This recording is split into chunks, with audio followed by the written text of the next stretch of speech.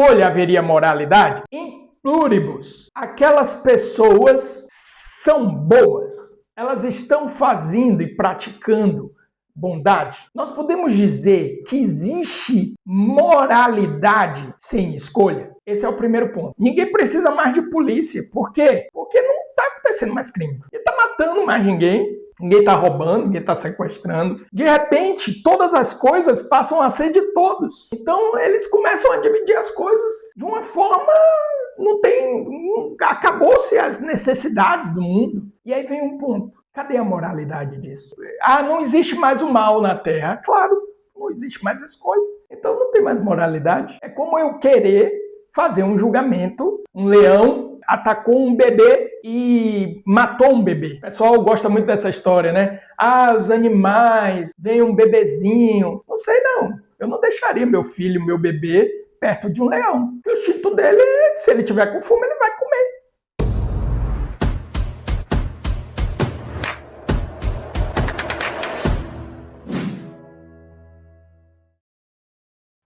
Eita, lerê! Todas essas são, claro, minhas impressões a respeito dessa série. É uma série intrigante, muito boa. Eu comecei a assistir, eu disse, cara, não acredito, como é que pode ser? Não é nem meu estilo de série. Geralmente, quando eu paro para assistir alguma coisa de entretenimento, eu quero assistir uma coisa que realmente me desligue da realidade. Eu já me dedico muito em questões de desenvolvimento e leitura, leio bastante, tenho uma disciplina e um regime muito grande de autorreflexão, né, de reflexão todo o tempo. Então, geralmente, quando eu vou assistir entretenimento, eu quero assistir um besterol mesmo. Mas essa série, ela me pegou muito. Me pegou muito quando eu vi lá a indicação no Apple TV. E só para contextualizar, narra a história de uma mulher chamada Carol, que ela é uma pessoa um tanto que, digamos assim, minha impressão, tá? Mal-humorada, uma pessoa propensa a enxergar sempre as coisas pela perspectiva mais negativa. Ela está sempre, digamos assim, insatisfeita, de alguma forma se sentindo incompleta ou infeliz com a sua própria vida. Nesse meio tempo em que essa personagem nos é apresentada, também nos é apresentado uma informação que vem do espaço. Essa informação contém um código, que esse código, ele manipulado em laboratório, desenvolve uma espécie de vírus. É como que, vou resumir aqui para não ficar dando spoilers, como que um vírus que vem do espaço, né? Mas aqui já tem uma camada magnífica na série. Não é simplesmente um vírus que veio com um meteoro. Não, ele vem como informação. Ele vem como um código de informação. E isso daí já contextualiza com nossa sociedade, o momento que nós vivemos, né, a era da informação. A série, ela tem muitas perspectivas. Isso é próprio de realmente algo genial, né? Mesmo que, de repente, nos próximos episódios eu não goste, ou drop, como o pessoal fala, né? Eu deixe a série, né? É inquestionável que é genial. É genial, é muito criativo, né? É muito criativo, é muito diferente do que nós estamos acostumados. Então, toda a humanidade, de uma certa forma, é contaminada. Não vou dar muito spoiler em relação a isso. E, de repente, todas as pessoas, elas ou morrem ou se tornam felizes, com a exceção de 11 pessoas que parecem ser imunes a esse vírus, né? E uma dessas pessoas é a nossa querida Carol, a nossa heroína, que é uma pessoa terrível. Ela parece querer lutar pela humanidade, mas, digamos assim, na série toda, ela é como que a pior pessoa, né? Na verdade, a série, por um bom momento, ela é a única pessoa que aparece na série. Por quê? Porque todas aquelas outras pessoas contaminadas, elas passam a operar dentro de uma inteligência coletiva. Então elas se tornam como que NPCs de uma inteligência única, mas uma inteligência que destrói totalmente a individualidade daquelas pessoas. Então, seria uma inteligência, uma consciência só que está vivendo, né, de alguma forma que esses indivíduos eles não sabem, em corpos, né, nos corpos desses indivíduos. Então, aqui já vem um questionamento que poderia ser até uma das perguntas, poderia ser o primeiro bloco. Quantas pessoas têm pluribus? Quantas pessoas têm pluribus? Porque se só tem nesse mundo apocalíptico, só tem 11 pessoas que têm vontade própria, né? Só tem 11 pessoas que têm vontade própria. Então, conceitualmente falando, nós diríamos que só existe 11 pessoas humanas e mais uma, digamos assim, uma espécie de pessoa que seria essa pessoa que controla esses NPCs, né? Esses corpos humanos que outrora eram indivíduos. É muito interessante, porque muitas vezes a personagem, né, a Carol, ela pergunta, quem é você? Aí a inteligência coletiva, ela diz, esse indivíduo que você está falando era, por exemplo, se eu estivesse infectado, esse indivíduo que você está falando era Adailton, ele era professor, ele era pai de Isaac e Isabela. E aí ele diz, como que em terceira pessoa, falando quem era eu, um indivíduo eu, que agora está falando por essa consciência e inteligência coletiva. E essa inteligência coletiva, ela quer o bem de todos. Inclusive, ela não quer, ela poderia, mas ela não quer destruir essas pessoas que não foram infectadas. Ela tem um código. Eles dizem que é um imperativo biológico, que é um imperativo biológico da felicidade. Ou seja, ela quer que a Carol seja feliz.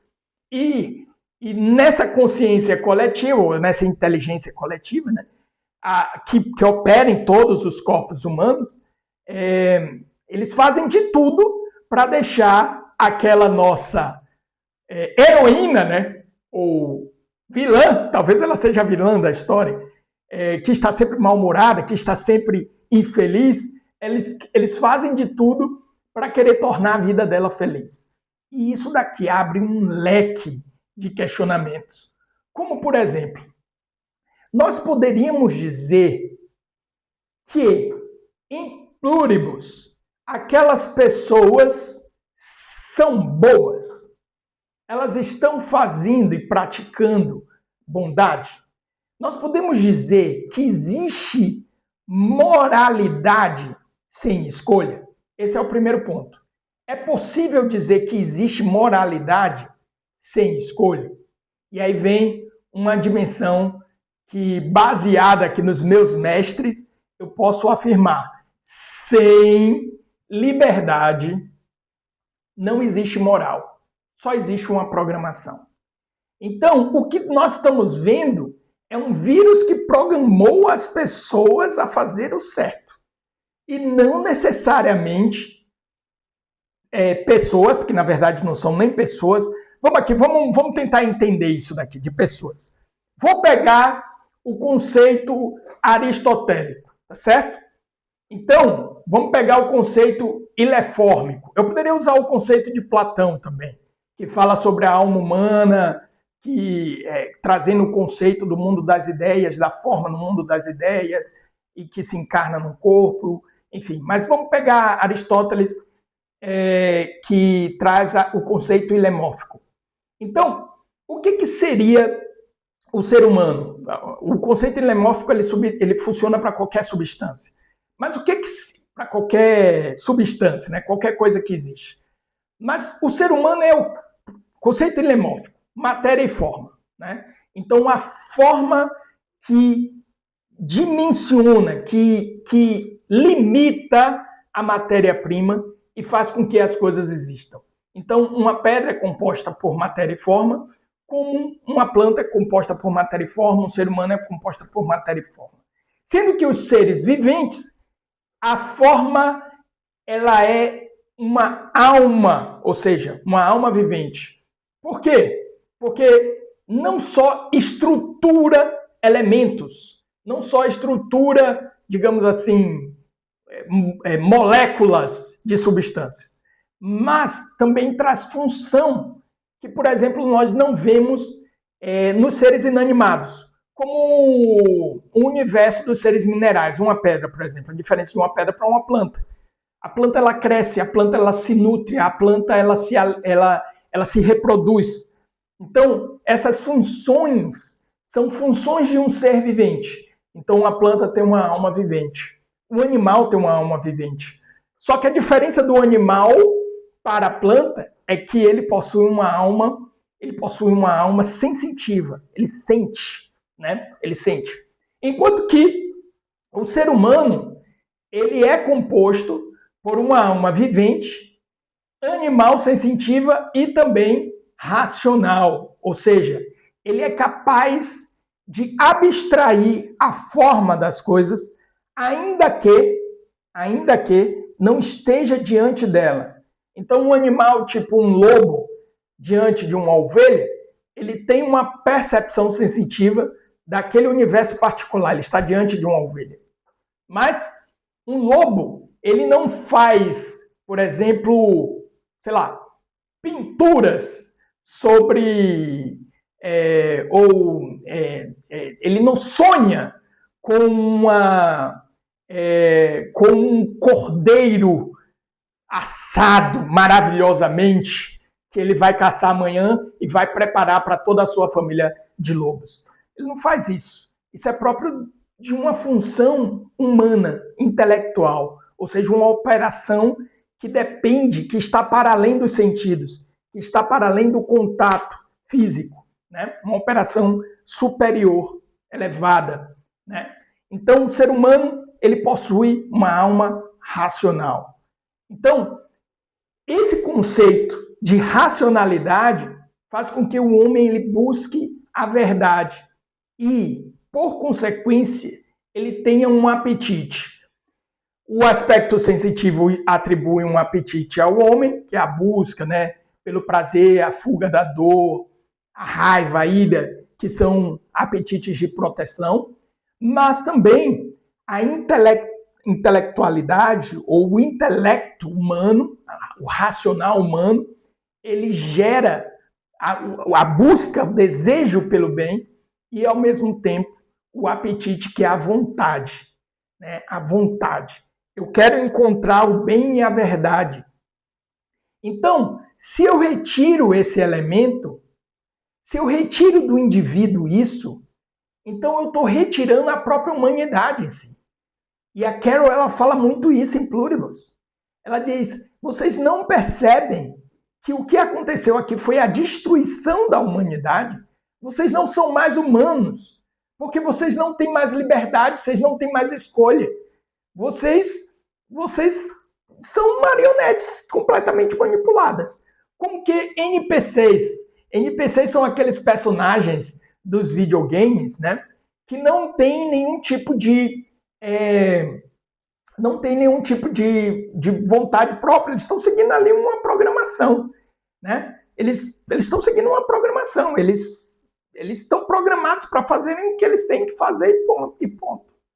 Então, em tese, é como se toda a humanidade ou todo indivíduo humano que sobreviveu ao vírus e que não é imune a esse vírus, como a Carol, tenha se reduzido a animais. Porque os animais, eles seguem uma ordem. Mas a ordem determinada pelos animais está impressa nesses animais pelos seus próprios instintos em si. No caso ali, nós temos indivíduos que sim, eles raciocinam, mas é uma inteligência só, é uma inteligência coletiva. Não existe é impossível que eles pensem diferente, é impossível que eles raciocinem diferente. Então, digamos, seria como que um ser inteligente que tem vários corpos, né? E que todos aqueles corpos estão ao seu serviço, digamos assim. O desdobramento para onde essa série pode ir é uma coisa espetacular. Só que aí ela traz um elemento. Olha, ninguém precisa mais de polícia. Por quê? porque não está acontecendo mais crimes. Ninguém está matando mais ninguém está roubando, ninguém está sequestrando. De repente, todas as coisas passam a ser de todos. Então, eles começam a dividir as coisas de uma forma... acabou-se as necessidades do mundo. Né? Outra coisa, uma pessoa que era uma garçonete consegue pilotar um avião, porque se é uma inteligência só, isso é questionável, tá? Se é uma inteligência só, então o que um consegue fazer, todos conseguem fazer. Então, ao mesmo, é como se somasse aquela inteligência, toda a inteligência da humanidade acumulada, de todos aqueles indivíduos acumulados. Isso daqui merecia só uma live para isso. Então, é uma coisa assim incrível, espetacular. Então, o cara que está entregando ali, sei lá, entregando sorvete, ele pilota um avião, ele consegue fazer uma cirurgia, ele conseguiria fazer uma cirurgia. Há controvérsia, tá certo? Qual, professor? Vou abrir um parêntese aqui, não está nem no roteiro que eu escrevi aqui. A aprendizagem humana, ela exige um aspecto material. Tá? Isso encontra ressonância nas formalidades dos seres humanos. Como eu acabei de falar aqui, São Tomás de Aquino, puxando de Aristóteles, ele evidencia isso muito. Nós somos seres corpóreos. Então, a nossa aprendizagem é corpórea. Né? A nossa aprendizagem é corpórea. Nosso desenvolvimento exige um envolvimento do nosso corpo físico. O que é que eu quero dizer com isso? Que a aprendizagem não é só uma informação. Aquela coisa de Matrix, de baixar Kung Fu na mente, né? E aí Neo olha e diz, eu sei Kung Fu. Por quê? Porque foi baixada a informação na mente dele, aquilo não existe. Você saber a informação não quer dizer que você aprendeu. Alguns conhecimentos mais, outros menos. Exigem, principalmente as habilidades, por exemplo, fazer uma cirurgia, pilotar um avião, isso exige uma aprendizagem que também é muscular. Não é só mental, é muscular. Se eu conseguisse baixar toda a informação de um piloto com horas e horas de voo na minha mente, isso não quer dizer que eu ia pousar um avião perfeitamente. Porque existe uma aprendizagem que é física, muscular. Isso daí é isso aí é um outro ajuste aqui, bem sobre aprendizagem, que muitas vezes nós ignoramos, tá? A neurociência, ela mostra isso, inclusive, quando diz, hoje existem evidências que pessoas, por exemplo, estudando, enquanto estão numa esteira, elas aprendem mais do que as pessoas sentadas e estudando. Porque o movimento físico, ele aumenta o nível de aprendizagem de uma pessoa. Mas aqui já seria tema para já seria um outro bloco. Então, essas pessoas, elas têm uma só inteligência e elas somam toda essa inteligência. E a experiência particular sensitiva de cada corpo vai imediatamente para essa inteligência que é coletiva. E aí vem um ponto. Cadê a moralidade disso? Então, por exemplo, um indivíduo, ele não existe mais o mal na Terra. Claro, não existe mais escolha. Então não tem mais moralidade. É como eu querer fazer um julgamento de, sei lá, um leão, né, atacou um bebê e matou um bebê. O pessoal gosta muito dessa história, né? Os animais, vem um bebezinho. Não sei não. Eu não deixaria meu filho, meu bebê, perto de um leão. Porque o instinto dele, se ele tiver com fome, ele vai comer. É simples. É o instinto dele. Aí, nossa, que violência, que brutalidade. Não, o leão está sendo leão. Ele simplesmente está sendo leão. Ele está seguindo a programação dele. Tá? Ele está somente seguindo a programação dele. Se ele tiver com fome, ele vai comer. Se ele não tiver com fome, ele vai passar para o lado do bebê. Também não é, olha como a natureza é perfeita, meu Deus. Não, tem nada disso, filho. Tem nada disso. É puro instinto. Né? É puro instinto. Eu já fiz uma live aqui, inclusive falando sobre isso dos animais, os pets. O pet ama. Não, não ama. Não tem como amar. Porque ele não tem escolha, ele não tem decisão. Tá? Então ele está seguindo um instinto. Tá? Aquilo ali, sim, tem um aspecto sensível, tá? É uma expressão de sensibilidade, porque a forma animal é sensível, é uma vida sensível, tá? Mas não é inteligente. E por não ser inteligente, né, não tem vontade. Então ele não fez uma escolha. Ele não escolheu amar o dono ou não amar o dono. Né? É por isso que acaba com tudo isso. Então, eu acabei com todos os problemas do mundo porque eu acabei com a livre escolha do mundo. Ninguém pode mais escolher. Só quem pode fazer o mal em toda a série é justamente a Carol. A nossa heroína que está tentando salvar a humanidade, tentando descobrir se existe alguma forma de reverter essa ação do vírus. Então, aqui vem a primeira discussão. Não existe moralidade sem escolha. Nós não poderíamos fazer jamais um julgamento se não há a devida escolha. Na verdade, isso se aplica também aos seres humanos. Então, por exemplo, aí dependendo da área, isso vai ganhando nomes diferentes. Por exemplo, no direito, existe o conceito do incapaz. Né? Então, o incapaz é alguém que está desprovido de razão para fazer uma escolha. Né? Isso pode acontecer por uma condição de doença da pessoa. Então, por exemplo, eu trabalhei com recuperação de dependentes químicos e vi alguns casos de intervenção da família.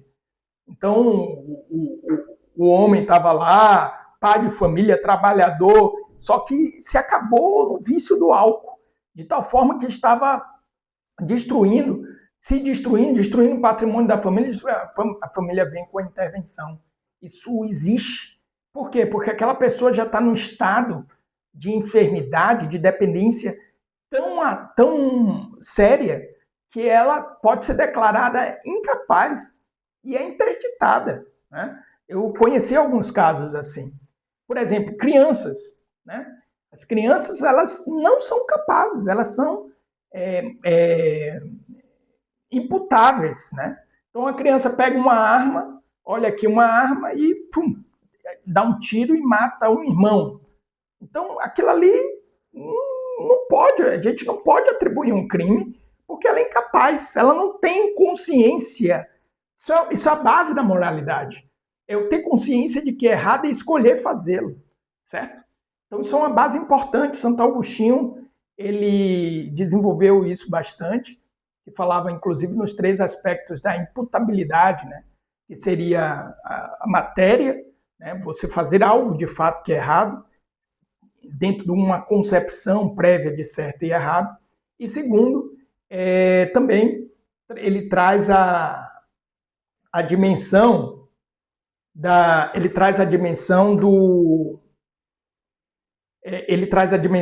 matéria, da consciência e da livre vontade. Então, sem vontade não há moralidade. Então, digamos, estamos agora em pluribus cuidando bem do meio ambiente. Só que não há imputabilidade de bem nenhum aí, porque aquelas pessoas elas não estão fazendo escolhas. Né? Então agora em pluribus não existe mais crimes, não há bem nenhum aí, porque a mais bem, a mais bondade, a mais moral, como é que eu posso falar? Bondade moral no nosso mundo do que no mundo de pluribus, né? Porque uma coisa é o ato, outra coisa é a bondade moral, né? Uma coisa é o ato, outra coisa é a bondade moral. Não há bondade moral nos animais, também não há maldade moral nos animais, porque eles não têm escolha. Então, pluribus, ele elimina, não há bondade nem maldade moral. Eu lembro quando eu era muito novo e eu ficava me questionando, por que Deus... Eu lembro que eu ia para a catequese, aí a catequista dizia, Deus nos fez livres para escolher o bem. Se é para escolher o bem, por que ele não já é o bem direto? Me programa para o bem, me deu liberdade para quê se eu tenho que escolher o bem? Eu pensava isso. E é justamente esse o ponto, essa é a discussão. Né? E aí, qual seria a sua escolha? Que mundo você preferia viver? O nosso mundo, onde os indivíduos, eles são indivíduos, né, porque eles têm inteligência e vontade para fazer as suas escolhas dentro do universo das coisas, né? Ou você preferia viver no universo de Prolibus, né, que é onde não resolvemos todos os nossos problemas. Eu espero que você tenha gostado desse vídeo. Esse vídeo é um corte de uma live que eu vou deixar recomendada aqui e aqui um vídeo especial para você. E se inscreva no canal, se inscreva no canal. Grande abraço.